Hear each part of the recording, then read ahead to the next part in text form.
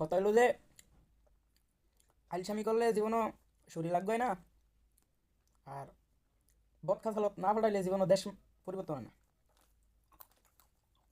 আমার লগে একটা আলসিয়া থাকে যে প্রতিদিন দোয়ানো কাম করে, দোয়ানো কাম কইরা মুদিরে কয় মানে এক্সট্রা ডিউটি করতে বিল্লা। তো ভালো কথা, তুই এক্সট্রা ডিউটি করবি, সমস্যা নেই।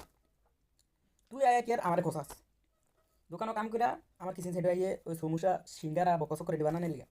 মানে কিচেনে যে টেবিল, ওই টেবিলটার পুরাটা তো তোর তরকারিতে ভরা থাকে।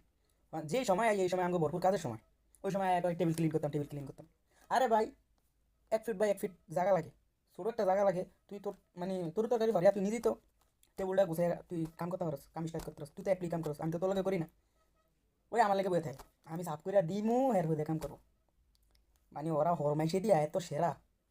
আর বিদেশের বাড়ি মানে যে কোনো মানুষে চাইবো যে অন্যদের দিয়ে নিজের কামটা শেষ করে নিলে, অন্যদের দিয়ে নিজের কামটা শেষ করে নিলে। প্রথম প্রথম আইসি আর তো মনে করেন যে কুত্তার মতন ঘাড়াইছে।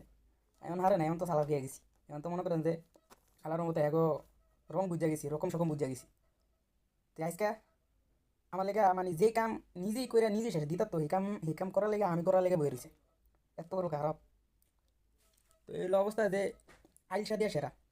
আইলসামি করলে জীবনে নিজের যে ভাগ্য পরিবর্তন করবেন ওটা হারবেন না। এটা আইলসামি দিয়ে সেরা। 12 ঘন্টা কাম করি, এরপরে দেখা একটা খোঁচাখুচি লাগে দেয়। আর এমন একটা রুমও থাই আমার নিচের বেডে যে ঘুমায়, ওরে মা রে, দুপুরবেলা মনে হয় ট্রাক্টর চালায়, ট্রাক্টর। ট্রাক্টরে এমন শব্দ হয় না, যেভাবে ঘুমানোর সময় নাক ডাহে। আমি নির্ঘাত 6 মাস একটা বাচ্চা যদি এই রুমও থাকে, ডাইরেক্ট বিস্কি খেয়ে উঠবো, এমনি এমনি বিস্কি খেয়ে উঠবো।